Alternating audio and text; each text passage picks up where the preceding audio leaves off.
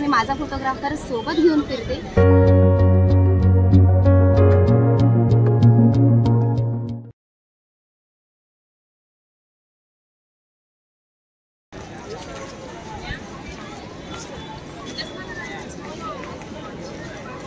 नमस्कार, मी कोकण कन्या सुचिता स्वागत करते तुमचं पुन्हा एकदा माझ्या नवीन अशा व्हिडिओमध्ये। खूप दिवसानंतर आज मुंबईचा व्लॉग येतोय आणि मुंबईचा व्लॉग यासाठी की तुम्हाला माहिती आहे पावसाळा सुरू झाला आहे आणि पावसाळ्यामध्ये आपला गेटवे ऑफ इंडिया म्हणजेच मुंबई कशी दिसते हे तुम्हाला मला दाखवायचं आहे।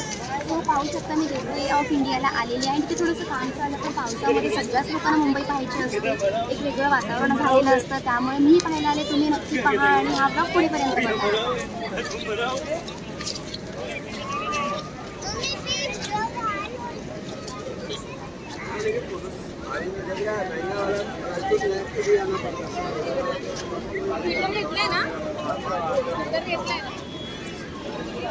इथे आल्यानंतर एक खासियत आहे, फोटो काढणारे खूप लोक आपल्याला मिळतात, इन्स्टंट फोटो काढून मिळतात। सो तुम्हाला इन्स्टंट फोटो काढून हवी असेल तर तुम्ही इथून नक्की फोटो काढून घेऊ शकता, कारण का जे टुरिस्ट येतात बाहेरून ते इथून फोटो काढून घेऊन जातात, कारण का ते एक आठवण राहते। पण सध्या आपल्याकडे खूप चांगले मोबाईल असल्याकारणे आपण तर नाही काढत, पण ज्यांना काढायचे ते नक्की काढू शकतात। जसं की तुम्हाला म्हटलं की इथे खूप टुरिस्ट लोक फोटो काढण्यासाठी येतात आणि बघू शकता जागोजागी आपल्याला विचारतात, पण स्पेशली मला फोटो काढायची गरज नाही, बिकॉज मी माझा फोटोग्राफर सोबत घेऊन फिरते। सो तोच माझं शूट करते। चला तर मग मुंबई दाखवते। आमच्या दोघांमध्ये काढतो, दोन्ही पण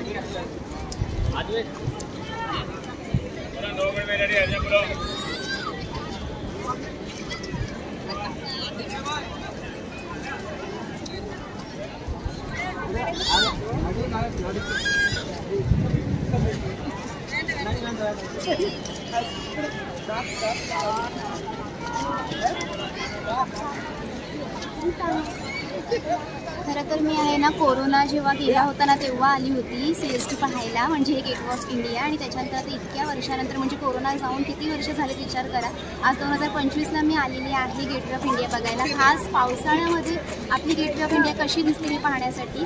तर आता तुम्हाला ना मी फेरीबोट कुठून जाते ते दाखवणार आहे। म्हणजे आता एक तुम्हाला न्यूज पण माहिती असेल की गणपतीला कोकणात जाण्यासाठी फेरीबोट सुरू होणार आहे, CST पासून मालवणपर्यंत आणि CST पासून रत्नागिरीपर्यंत। सो या सगळ्या फेरीबोट कुठून जातात हे तुम्हाला मी आता दाखवते।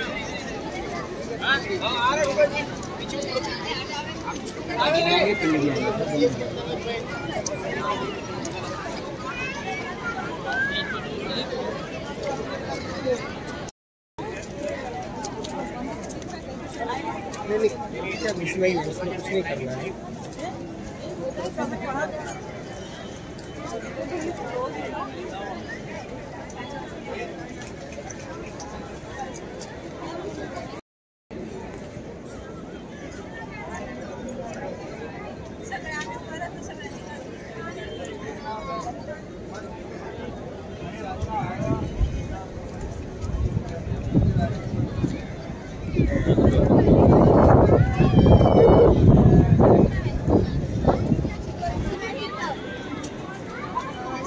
बघू शकता पाठीमागे आहे ना ताज हॉटेल सुद्धा आहे, नवीनवाला आहे, त्या साईडला आहे ते, आणि ते आहे ते जुनंवाला आहे। म्हणजे इथे तुम्हाला आल्यानंतर बरंच काही पाहायला मिळतं, जसं की फेरीबोट जातात अलिबागला, मांडव्याला, त्या साईडच्या फेरीबोट सुद्धा पाहायला मिळतात, हे ताज हॉटेल पाहायला मिळतं।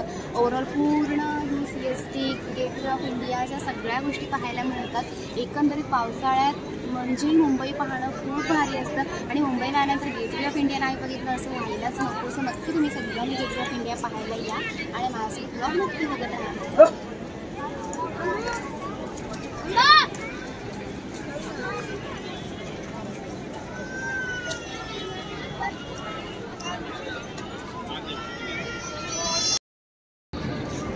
फायनली माझं पावसातलं गेटवे ऑफ इंडिया फिरून झालेलं आहे। खूप भारी वाटलं पावसातून आल्यानंतर आणि सगळ्यात मेन म्हणजे कोरोनानंतर आली होती इतक्या वर्षानंतर। सो मला तर त्यानंतर खूप भारी वाटलं। तुम्ही नक्की इकडे फिरायला या, कारण पावसातून खरंच आपली गेटवे ऑफ इंडिया खूप छान दिसते, खूप भारी दिसते आणि मुंबईकर्स नक्की इथे या। सो व्हिडिओ आवडला तर जास्तीत जास्त लाईक करा, शेअर करा, सबस्क्राईब करा। भेटूया लवकर पुढच्या व्लॉगमध्ये, तोपर्यंत धन्यवाद।